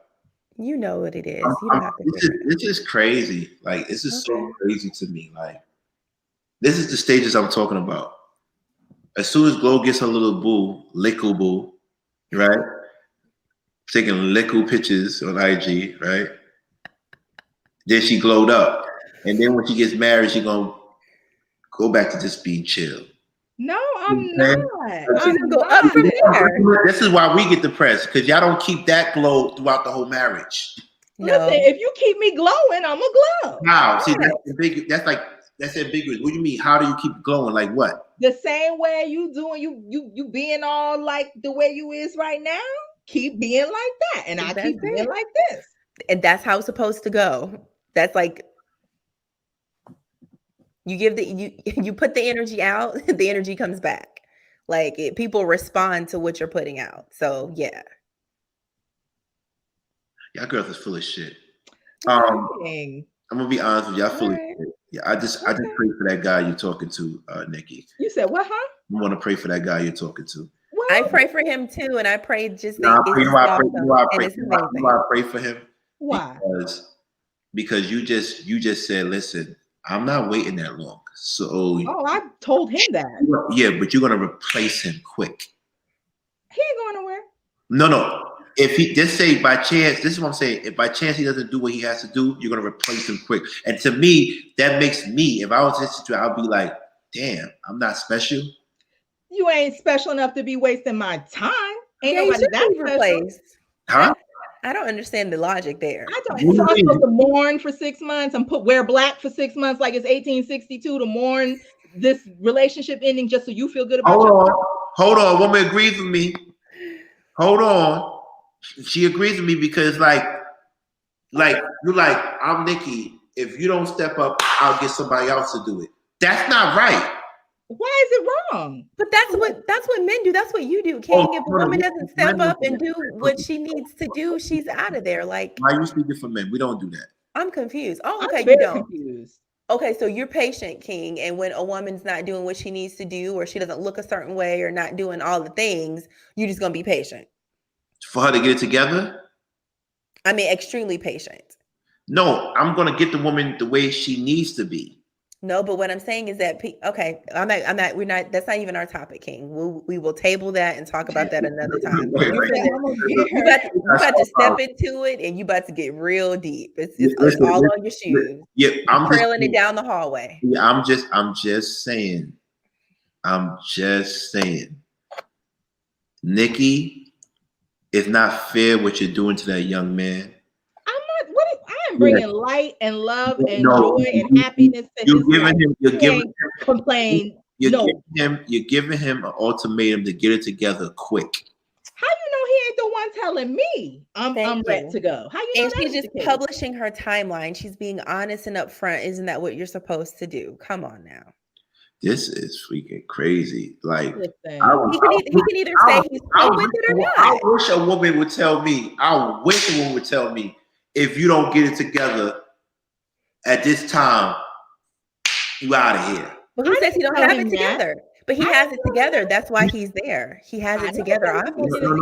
We're not debating that. She has it together. That's why he's there. But what I'm debating is, what's up with the time constraints? He has a time constraint too. It's stuff he want to do. He want to have kids. He ain't young. We're not 20. Like, listen, we have to get this ball rolling because we know where we want to roll it. I'm so confused. So if we know that we have time constraints that biology puts on us, and we actually make plans around those plans, then it's a problem. But then if we live a laissez-faire life and we don't, then that's a problem. Nikki, keep on doing what you're doing, girl. He ain't complaining. So I ain't she has been honest with him and he agrees with it. She's not doing anything wrong because he could walk away. Thank you, Katrina. Thank you. And King, quit fronting. Quit fronting. When you're in a relationship and you break up, do you mourn for 6 months before you go out on another date with another woman? Absolutely. No. Lies. Absolutely. No, listen, what I do is when the girl that I want and she doesn't act right, I might break up with her. I might talk to another person, but my heart is with her. He break up with her. She don't act right. She could sneeze wrong. He'd be like, "Oh, you know what, baby, this not gonna work out." And stories with 5 new girls, a new girl every night. I'm not the one saying, "Listen, like I really do think y'all women are really rude to say, yo, you gotta do it when I need you to do it." No, that's not what she's saying. You're not marrying men y'all like. Y'all marrying men that are aligned. No, but first of all, alignment is important on both ends. First of all, because who's out here just doing stuff because they like to do it? I like to paint my nails, but I mean, I don't do that all day because I've got other things to do. Like, Right. Come on now, don't do This that. this is And crazy. Don't do King, that. it's never like you need to do this right now. It's what we're not going to do is be This in is, the see same what I mean? spot a year from now. Like we need to have progress. These are my expectations. Look, but this is what I'm saying. Y'all do that all the time. You're like, you're not going to tell us what to do, but you're going to be like, Listen, every assignment has a due date. It does. Is a due date rude? And you got to understand the assignment or you don't. I mean, Listen, this is this not rocket paper is science. due. and that's why I I pray Nikki finds a man that she loves and a man that's stern and says, you know what? We get married when I say we get married. That's what I hope you get. And you're gonna wait until he's ready because you love him. He ready. But I would say she just said he has a timeline too, so he's ready as well. Come on now. All right. We Listen, I'm a catch. I know this world got y'all thinking I done hit a wall and I'm old. No, it's not about you. It's not about you. It's not about you. It's never been about you. It's about the pressures that y'all put on them to have to get married at your timeline. He the type of dude, he don't feel pressure. I had so many women that I had so many women that tell me I want to be a friend, I don't want nothing serious. And then a few months later or a year or two later, I'm looking for something real. And I'm like, no, we have to keep to the words that you said initially. I love Agreed. They're not being intentional. So, I mean, that's what they get. A woman says that? Oh, shit. They weren't being intentional. Like, I like that. We can't go into this thing of, oh, it's cool, we can just kick it, and you really don't want to kick it with him. Tell that man you want him to be your man. Like, and if you don't want to be your man, then move on to the man who wants to. Like, he's a grown man who was telling me from the gate, I want you to be my woman. So what's the hold up? They're working through it. Now we're going too slow. Yeah. See? No. How long have you been dating? Okay, see, now you're trying to get all up in my back pocket. We're good. We're moving on. Depression. What we're talking about? Mental health. She said long enough. Let's get back on assignment. Long enough. Okay, long enough. I got. This is crazy because I'm just. You want to invite King?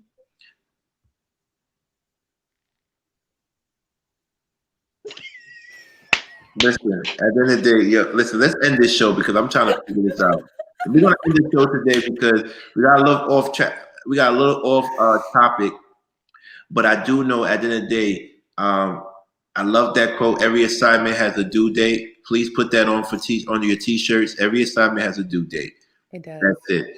I love that quote, but I just hope men don't get penalized because they're just a little bit late.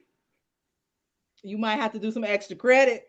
I'm telling you, you turn in something late, you getting automatic 10 points off. Automatic 10. I don't think you heard what happened to Delicious and her husband. One of the she's like, he's a narcissist. I'm taking off the gloves. Like marriage is not working out for people, and I don't want Nikki to get married to a liquid man. And you're not gonna do my dude like that. You're not gonna keep calling him liquid. I'm always gonna be the big bro that hates on this guy, like liquid picture and everything. Older than you, huh? So, y'all be hating on my choices. We do not. Yes, y'all do. No, I mean we did head on the white Nubian queen, but the other stuff we didn't have nothing to say about the other stuff. Anyone that's not black is side-eyed. No, that's definitely not true. You're missing the point. Nobody said they're not black. We're just pointing out that you like a particular brand of black, and you don't want to admit that. That's all. What do you mean? See, here you go. You know what she meant. This is crazy. You know what she meant. This is crazy. Everybody know what I mean. Everybody in the chat know what I mean. You know what I mean too. You just playing games. I like anything that's beautiful. I like black, period. But you have a type, and it's okay. It's okay to have a type or a preference and be okay. It's cool. Nobody said that. You have a type, Kim. I do. What's your type? I have a couple. It's very easy. I have a couple. What's your type? That's not the internet's business. But I think if you probably look at people I've dated or people I like, it's some pretty blaring similarities. Give one type. Give one type that you like. Again, that's not the internet's business. Oh wow. Okay, I like funny guys. I like guys that are funny, that have a good sense of humor. Because you're super funny. Thank you. I try. Right. Okay, that's it. That's all y'all get. Funny. That's it. What's your type, bro? Is this guy your type? You think you know my type? No, I'm asking, is he your type? Mm-hmm. No, he's not. Yes, he is. Because gangsters don't take hand shots. You like Or do they? You always up here talking about how the most gangster dudes you know, if they girl call out the window and say, yo, they be like, oh shit, I gotta go. It's a fact. It's a fact. Gangsters hold hands. Gangsters do a whole lot of. There's a lot of gangsters I know that be like suckers for their girlfriends. I ain't gonna front. They be the main ones. They be ride or die for real. Retired, jerseys in the rafters, ex gangster, allegedly. Okay. Allegedly. Yeah, I'm like glad because I know you like thugs, so I'm just trying to figure that out. I know you said it many a times. You like thugs. That's all right. Why are you doing her like this? Why are you doing me like this? Do you ever ask me about your past boyfriends' relationships? He said he don't care. Listen, that's all my business. No, he said I don't care. The past is the past. He has children. He has children. Grown. Y'all be always trying to catch the second win. That's what's up. We always trying to catch the second win. Yeah, we're trying to catch the first win. Sometimes we just too late.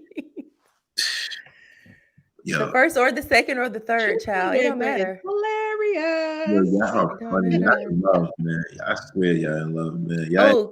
Chris says your husband can be in the chat, LMAO. That's funny. Who? Maybe. That's what Chris said. That's a fact. So why you acting big? Chris, the biggest rock of them all. You could be in the chat. Why not? Well, child, I'll know it when I see it, honey. Because what you mean? I'm just saying, I'll know it when I see it. Yeah. Whatever it is before me, whatever it is that's meant for me, I will know it when I see it. Amen. I feel like fellas, they asking for years of commitment with only months of vetting, and that's crazy. I'm not. In your defense, I know people that interview for a job 3 rounds, 2 weeks, maybe a month, depending on how the complexity of the job, and they've been with the job for 10, 15 years. So, right? It's not the time in vetting, it's the quality of vetting. It's the quality. You got to ask the right questions and have the right experiences and do the right thing. Like, it doesn't take several years to have some very pointed conversations, to have a counselor, to show some W-2s and some credit reports and some STD testing. Like, it don't take years and years for that to happen. So the type of men you have, they gotta. All right. His credit must be good because Nikki is glowing. So I'm not going to ask him about that. All right. Nikki, I pray that he's the man that you want. And I also pray that he's not well endowed and you're not satisfied sexually. Oh, I rebuke that. I rebuke that. I want that for her. I want that for you because then it's going to really test your love. You know what? I'm about to light this. I'm not even going to go like this in front of my computer screen. But I'm not. Right. I just hope because you're not good. Listen, Kim, I don't worry about Kim with that. Kim going. The Bible talks about prayers that hit the floor. Kim is going to test drive the car before Nikki doesn't have that option to test drive the car. I'm a heathen, and I do. See, I see what you're doing. You're trying to sneaky get in my business. You gotta go blindfolded. You don't know what's going on. Listen, King, I'm not addressing your comments right now. I just hope that it's really about love. Because I know you, Nikki, if you get married because you can't test drive the car before you buy it, you're in trouble. You're in trouble. I'm not falling into this. Whatever litmus test she uses to make her decision, it is going to work. It is going to work. How tight does he hold her hands during prayer? What litmus test? Listen, that's not my form of belief, so it's not mine to uphold. I'm just giving her hope and giving her support because that's not my school of thought. Thank you, Kim. And I love it for her. And if that's where her faith is, then I pray it works. I'm King Hater. Yes. You are. Yeah, I definitely am. That's crazy. It's not crazy. And I just, listen, it's aspirational. Okay, Yeah. it's the goal. Hold on. It's kind of hard. He wants more. A lot of men that have their kids and the kids are grown, they marry a beautiful woman to just experience life with. No more kids. We just experience life. But you're experiencing life with kids, though. I think that's a stupid sentiment. Sorry, but I feel like I hear people say that all the time. You don't not be a person because you're a parent. Like, that is a life experience, and you can still experience life being a parent the second go around. No, but I think once again you changed this. What I was saying, I wasn't saying that. I was saying at the end of the day, they want to be completely involved in their lover, and That's what you want. And you can still do that. Okay, King. All right, we're not gonna go back and forth with this. no, You can still do that. I'll be tired. Okay. I'll be tired when you have children. I'll be always I tired. want kids. I want kids. No, you're not. You're not You're tired. not always tired. No, I don't You're know. not always I don't tired. know how you do. You're not tired. I know that for a fact, but most people are. Then they need to get on they, when you got something waiting for you, you kind of perk up a little bit. You get yourself together. Like, I think it's a way to do it. And I think having these conversations when we talk about it is great because it doesn't have to be one way or the other. There are people who have children that have very energetic lives and love lives. Well, I think most Christian women, I'm not sure, or faith-based women, they tend to want to get married quick because they know they can't wait. When they find somebody they love, when they find attractive, like, okay, I can't have sex with you until we get married, so let's hurry up. Could that be a reason? Listen, that's a great motivator. I'm not gonna hold you. That's a great motivator. Again, we're not supposed to, but I'm just saying it's aspirational. I'm not out here trying to act like I ain't never. No. Okay, she has. Okay, so it's aspirational. Something to reach for. So I'm not out here trying to fake and fraud. Okay, but then it also sounds like you're not trying to forsake your larger goals and forsake just marrying somebody just to avoid that. So right, I get what you're saying. No, I think really that's an overprojection. Like I believe that he really genuinely likes me. We have so much in common. He makes me laugh. He's super, super cute. We got dimples, girl. I love dimples. Well, that's awesome. I'm just a beautiful smile. Let's end the show. He's very kind and compassionate and caring. He really cares about making sure that I'm happy and there's a smile on my face. Yes. It's all about me. King wants to end the show. You now see? He want to end the show. The hateration and the holleration. You see it? Hateration and holleration. Exactly 2 hours. Let's end the show. And I'm glad she found somebody. Thank you, TBE Trucking. Yeah, I hope he's everything you wanted. And And listen, if it turned out to not work, listen, God is a promise keeper. It's on to the next, on to the next. Like one monkey don't stop no show. What my grandmama has said. Oh, y'all girls are we just replaceable. To the left.